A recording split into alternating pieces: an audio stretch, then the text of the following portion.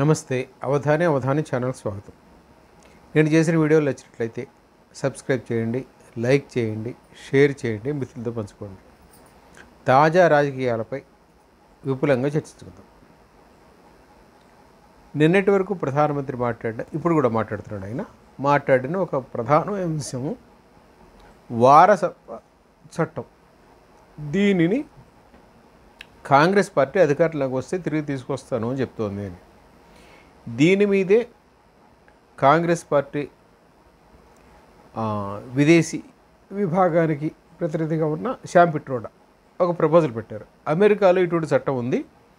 ఈ చట్టం ప్రకారం, అమెరికా చట్టం ప్రకారం వారసత్వ సంపదగా ఒక మనిషికి ఏదైనా పూర్వీకుల నుంచి వస్తే దాంట్లో కేవలం 45% ఆ మనిషికి వస్తుంది, 55% గవర్నమెంట్ ఎక్వైరీ చేసుకుంటుంది. దిస్ ఈజ్ ద లా అని చెప్పి చెప్పుకొచ్చాడు. వాస్తవానికి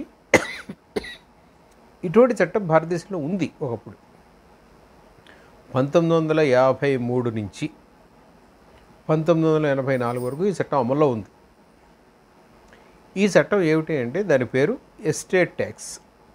దాన్ని డెత్ ట్యాక్స్ అని కూడా అన్నారు ఒక సందర్భంలో. అంటే ఒక కుటుంబంలో ఎవరైనా చనిపోతే పెద్దవాళ్ళు, ఆ తర్వాత ఆ సంపద వారసులకు సంక్రమించాలంటే దానికి ట్యాక్స్ కట్టాలి. ఈ ట్యాక్స్ కట్టే చట్టాన్ని అమలు చేయడం కోసం దానికి 4 సార్లు సవరణలు చేశారు. 1960లో ఒకసారి సవరించారు, 1968లో ఒకసారి సవరించారు, 1980లో ఒకటి, 1984లో ఒకసారి, 4 సార్లు సవరణలు చేశారు. అంటే ఆ చట్టం రద్దు కావడానికి 1 సంవత్సరం ముందు కూడా మళ్ళీ చట్టంలో సవరణలు చేశారు. అంటే అప్పటివరకు ఆ చట్టాన్ని రద్దు చేసే ఉద్దేశం లేదు. ఉంటే 84లో సవరణ రాదు. సో 84లో కూడా సవరణ వచ్చింది. ఆ చట్టానికి వచ్చి 85లో విపి సింగ్ ఆర్థిక మంత్రిగా ఉండగా ఈ చట్టం రద్దయింది. అప్పుడు ప్రధానమంత్రి ఎవరు అంటే రాజీవ్ గాంధీ.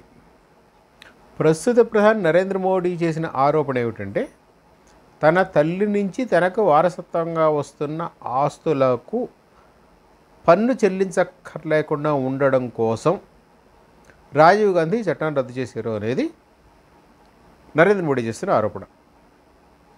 అంటే అది ఎందుకు రద్దు చేశారు అనే కారణం తీసేస్తే ఆయన చెప్పినది మిగిలింది ఫ్యాక్ట్. చట్టం ఉండేది, ఆ చట్టం రద్దు చేశారు, అటువంటి చట్టాన్ని మళ్ళీ తీసుకురావాలని కాంగ్రెస్ ప్రపోజ్ చేస్తుంది. ఇక్కడ వరకు కరెక్ట్. దాని వెనకాల రీజను అట్రిబ్యూట్ చేసింది నరేంద్ర మోడీ, అట్రిబ్యూట్ చేసింది రైట్ రాంగా అనేది తర్వాత, అది వేరే డిస్కషన్ మాట్లాడుకుందాం. ఇప్పుడు అంటే ఆ చట్టం ఎందుకు రద్దు చేయాల్సి వచ్చింది అని అప్పట్లో చెప్పిన కారణాలు ఏమిటంటే, ఒకటి, ఈ చట్టం అమలు చేయడానికి అయ్యే ఖర్చు ఎక్కువగా ఉంది, దానివల్ల వచ్చే లబ్ధి కన్నా అనేది ఒక కారణం చెప్పారు.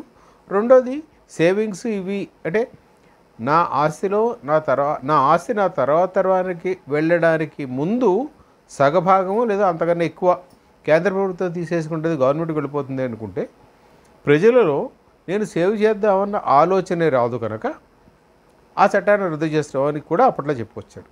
So they had considerable reasons ఈ చట్టాన్ని రద్దు చేయడానికి. వాళ్ళు తమకు అనుకూలంగా కొన్ని కారణాలు చెప్పుకున్నారు. ఇందిరాగాంధీ ఆస్తులు రాజీవ్ గాంధీకి సంక్రమించడానికి దీన్ని రద్దు చేశారా లేదా అనేది రాజకీయపరమైన వ్యాఖ్యానం. కానీ బట్ వాళ్ళకంటూ కారణాలు చెప్పుకున్నారు. వాస్తవానికి అది నిజం కూడా. ఎందుకంటే నేను సంపాదించిన ఆస్తి నా కుమారుడికో కుమార్తెకో నా మనవలకో వెళుతుంది అనుకుంటే నేను ఎక్కువ కష్టపడి సంపాదిస్తాను, దాని తర్వాత వాళ్ళకి ఇచ్చే ప్రయత్నం చేస్తాను.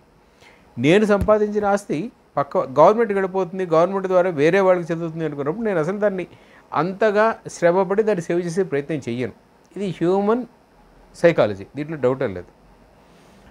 అండ్ అమెరికా సమాజంలో ఇంప్లిమెంట్ అవుతున్న ఈ చట్టాన్ని ఇక్కడికి తీసుకొద్దాము, ఇక్కడ అమలు చేసే ఆలోచన చేద్దామని శ్యామ్ పిట్రోడా చేసిన ప్రతిపాదన ఏదైతే ఉందో, 2 సమాజాల మధ్య ఉన్న అంతరాలను కానీ, జీవన శైలిని కానీ, మానసిక స్థితిని కానీ ఏమాత్రం పరిగణనలోకి తీసుకోకుండా చేసిన ప్రపోజల్ ఆయన. సరే, అది ఏ కారణంగా బయటకు వచ్చింది, ఎందుకు వచ్చింది, దాని మీద ఎందుకు డిస్కషన్ జరిగింది అనేది తీసేస్తే, బట్ అది జరిగింది. సో ఇప్పుడు ఏమైంది, ప్రధానమంత్రి నరేంద్ర మోడీ ఇది ఎవరు ఎందుకు రద్దు చేశారు, ఈ చట్టం ఎప్పుడుందనే విషయాన్ని కూడా ప్రస్తావించారు మొన్న పబ్లిక్ మీటింగ్లో. సో కాంగ్రెసే ఒక చట్టం తెచ్చింది. ఇది 1953లో కాంగ్రెసే ఉంది, అప్పుడు చట్టం తెచ్చింది. ఆ చట్టాన్ని 1985లో రాజీవ్ గాంధీ నేతృత్వంలో ఉన్న ప్రభుత్వం రద్దు చేసింది.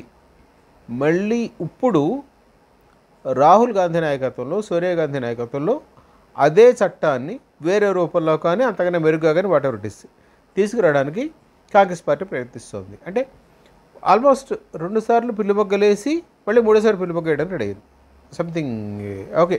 అంటే విధానపరమైన ఆలోచనలో తేడానా, లేదు కాలం మారుతుంది మేము మారుతామంటారా, అందుకు ప్రజలు సిద్ధం చేశారా, ఈ డిస్కషన్స్ చాలా వస్తాయి. But the fact is that ఒకప్పుడున్న చట్టాన్ని రద్దు చేసిన కాంగ్రెస్ పార్టీ మళ్ళీ ఇప్పుడు అదే చట్టాన్ని తీసుకురావడానికి ఆలోచన చేస్తోంది.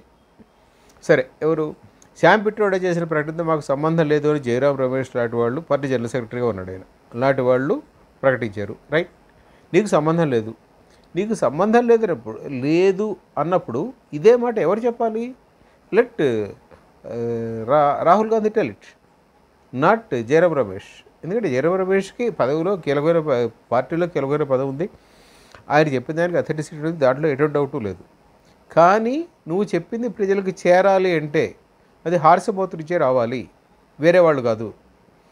బీజేపీలో ఏదైనా విషయం చెప్పాలి, అది ప్రజలకు సక్రమంగా చేరాలి అంటే నరేంద్ర మోడీయే చెప్పాలి.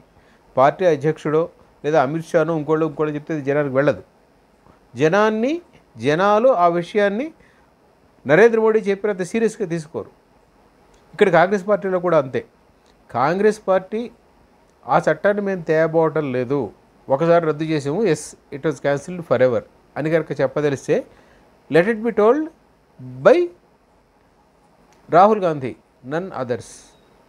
అది కాంగ్రెస్ చేయలేకపోతుంది. సరే, ఆ పార్టీకి ఉన్న కారణాలు కానీ దాని వెనకాలన్న ఇబ్బందులు కానీ మనకు తెలియదు కానీ, but surely Congress made a self goal which will hit the party strongly. Avadhani.